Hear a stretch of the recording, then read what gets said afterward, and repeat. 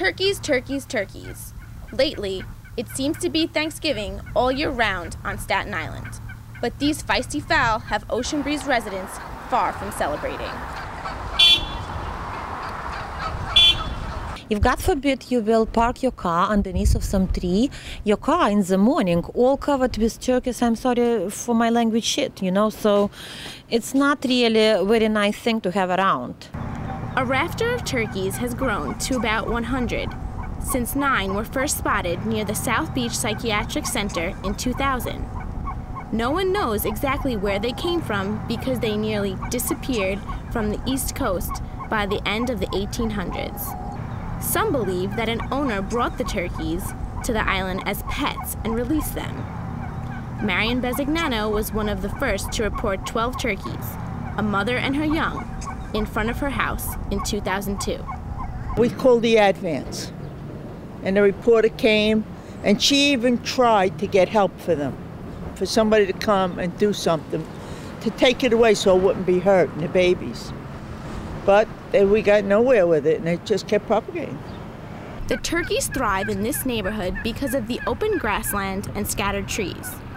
The males need the space to fight with each other and to spread their feathers as a courtship display. After several years of uprooted gardens, droppings, and loud gobbling, Marion and others are fed up. The turkey was flapping its wings and started pecking on the kid's legs. I was afraid. I had to grab the kid, and we ran in the house. They're dangerous. A lady's lawn can't be mowed no more because the lawn mower told her that the droppings from the turkeys are ruining his machines. You're standing like 10-15 minutes, and in the morning when you have to go to work, your time is very valuable. One thing we do know is that all of this turkey talk has Councilman James Otto ready for action.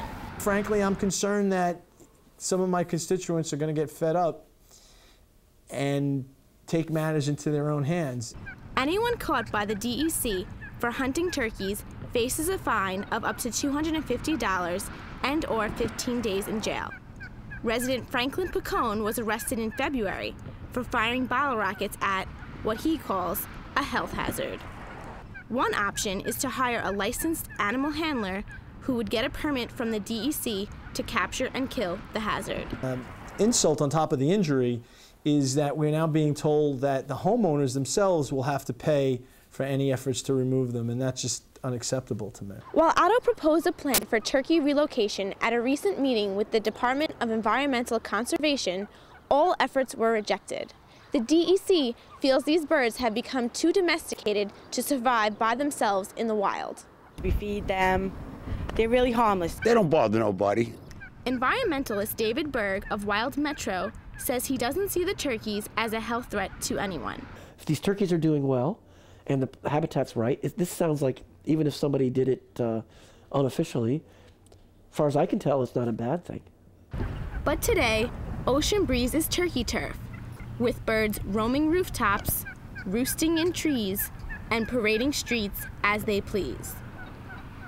Berg suggests using a non-toxic bird repellent or removing whatever is attracting the turkeys to the property, which would be the property. All that remains is a little turkey food for thought. It's mating season, and the female birds will each be laying 8 to 15 eggs. That's a lot of turkey. For NYU News, I'm Danielle Saracchio.